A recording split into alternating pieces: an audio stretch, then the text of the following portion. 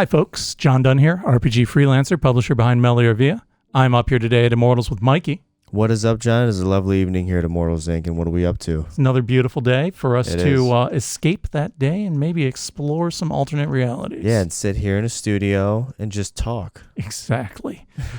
Today we are going to talk about Ryuutama, which I may be mangling that pronunciation, but that's the way it reads to me. And I urge you to let us know in the comments somebody who might know the correct pronunciation. And this is a game that's been around for a couple of years. It won the Silver Emmy in 2016, so that's quite an accomplishment. And it has the best family game in that year. It was originally published in Japan and then translated into English in 2015. The author of the Japanese edition was Atsuhira Okada, and he was working in a game store at the time and decided that he wanted to write a game that was great for introducing people to tabletop RPGs. So he came up with this one. And Matt Sanchez and Andy Kutkowski translated it into English and got it published over here in the US. Yeah. So this is called the Natural Fantasy RPG, and some people call it the Miyazaki RPG. Familiar with Miyazaki? Sounds very, very, very familiar. So quite a few very well-known Japanese anime films that have come to the United States were created by Miyazaki. Yep, I know. My Neighbor Totoro. Yeah, Porco Rosso. DiCaprio was saying he introduced Scorsese to one of those. Very possibly, yeah. Yeah. So if you're some of the best anime that's come over to the U.S. are Miyazaki's films. He's quite the craftsman. And the kinds of stories that you can tell with this game, the kind of stories this game is designed to tell are very reflective of those films.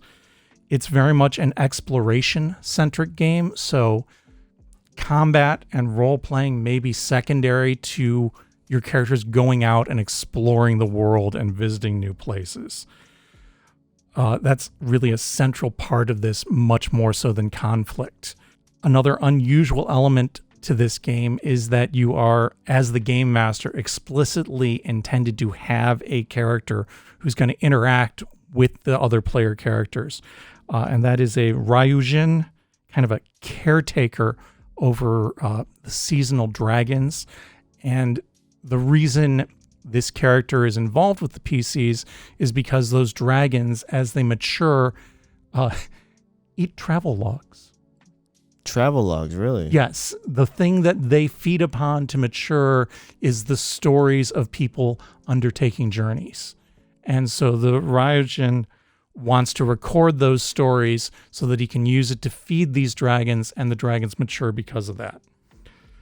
I'm getting a little bit ahead of myself there, but the seasonal dragons are a major part of this book, and the passage of the seasons are a big part of this book and a big part of this setting. So all the characters in this setting are travelers, and it's basically assumed that at some point in pretty much everybody's life, pretty much during the growing up process, are going to be driven by kind of a sense of wanderlust to go out and explore the world.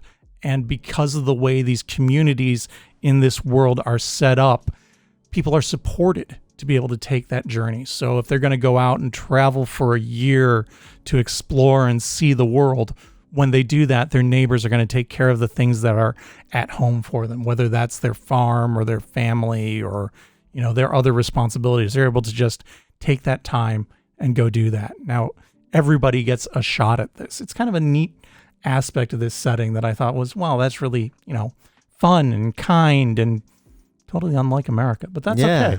Yeah, right? Very much so. So your characters aren't, Refreshing. Wizards and warriors going out to dominate the world. They're more or less ordinary people going out to see the world. So your characters, you've got a minstrel, a merchant, a healer, a hunter, an artisan, a farmer, or a noble. And I do want to mention the chapters of this book, actually the 4 big sections of this book, are divided up into the seasons. So this first section is the Book of Spring, and that's the section that presents the PC rules. So it has the classes, and then once you choose a class, your character's also going to choose a type, and that type could be an attack type, meaning, there is some combat in the game. That's your combat-focused character. A technical which means, kind of the problem solver, the technician, maybe the rogue who's going to be disabling traps, that kind of thing, or magic, magic is a key part of their identity, and that's the tool that they use most often. After that, you get into abilities: strength, dexterity, intelligence, and spirit. Abilities are ranked from 4 to 12, and that's going to be representative of a die type, right? So D4, D6, D8, D10, D12. And then you have secondary attributes. Most characters are going to have a weapon of some sort, a reason for traveling, and a few other elements that are defined in that section. Then characters have a role, and these roles are the responsibility that they assume during the journey. Those roles can be leader, mapper, quartermaster, or journal keeper, right? And that journal keeper probably ties into that whole creating a travel log bit. And then you have a section where you're going to pick your character's equipment. Most of that's journey gear, but there are weapons in here, and there's consumables, and then, living expenses and things like that are defined. And then there is a section on magic, and magic is broken down between incantations and seasonal magic. And seasonal magic works better if you're trying to use it during a particular season that it's tied to, get right? a little boost. Yes, absolutely. Next section of the book is the Book of Summer. The Book of Summer is frequently used rules. So the first thing that's broken down is a skill check. So every character's going to have skills. They're based on their class. And when you undertake a skill, you're going to roll your dice from a couple of attributes and add to it. Rolling higher is better. Then there's a discussion of conditions, basically when things aren't going perfectly for your character.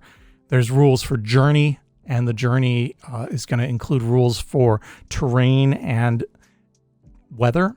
And both of those are expressed as dragons. Much like the seasonal dragons, you have dragons that are tied into particular regions and dragons that are associated with weather conditions. Dragons are a really big part of this setting, if that hasn't become clear by this point, right? There is a brief section on combat because, yes, it does happen. It's just not the focal part of the adventure. And then two parts that I thought were really cool were world creation rules and town creation rules. And I do want to give a shout out here because this part of the book reminded me a lot of Root. In fact, a lot of this reminded me a lot of Root. Do you remember when we talked about that? And how Root is it was kind of the Animal Crossing type RPG. This is kind of a Japanese take on that, where you're building this community of characters and going out and doing things with them. And you have all the players participating in that construction. Yeah. The next chapter of the book is the Book of Autumn, and this is rules for the Game Master character, specifically the Ryujin, right? And that is the keeper of the seasonal dragons. Ryujin are shape changers, they're directors, they're guides, and they're guardians. They might not show up actively in every adventure, but they are going to be present to help drive the action. Now, sometimes that'll be entirely behind the scenes. Sometimes they'll use their powers, and they have two important powers. The first one is their benediction, which is kind of a blessing, a luck-granting power that they can use to help out the PCs, obviously. And the second is their reveal, which is their opportunity to show up in their true form, maybe when the players need some specific advice. For those of us who are gamers of a certain age, this reminded me an awful lot of the Dungeon Master character in the 1980s Dungeons & Dragons cartoon. Mikey, I'm guessing you're lucky enough to have never been subjected to that. Dude, you never know. Maybe my past self. 1982. In any case, when he would appear, there'd often be more mysteries than problems solved. And it would usually leave the players kind of puzzled, but maybe in a better situation once they deciphered that puzzle. I got a lot of that feeling from the interactions presented here. There's also a section with a guide for creating scenarios, which again, appropriate for the game master to have at hand, and a few sample adventures are presented here as well. Last big chunk of the book is the Book of Winter, and this is a presentation of monsters and creatures. There's about 30 pages here, and they are packed in at 3 per page, so you get around 90 monsters. There's no artwork for any of it, but you do get very detailed descriptions. So this is very clearly a section where they were like, we want to cram as much relevant information in here as we can to enable to use this for a campaign for a very long time. There's a ton of resources here. It's just all right there, tightly packed together. Lastly, there's several appendices. You've got some Q&A, you've got some credits, you've got some creator notes, and you have many worksheets. You've got your character sheets, but you also have sheets for your GMPC, the Ryujin, as well as your town creation and your world creation worksheets. Whole lot going on in this book. A lot of very cool art, just not in the monster section in the back. And it's about 240 pages. It is a hardcover. It is a full color product from kotohi.com, and it is $40. We've got copies here on the shelf at Immortals Inc. or available at immortalsinc.com. Well said, John. It seems very refreshing. Go check it out for yourself in the comments or the description. Peace out. Till next time, folks. Good gaming.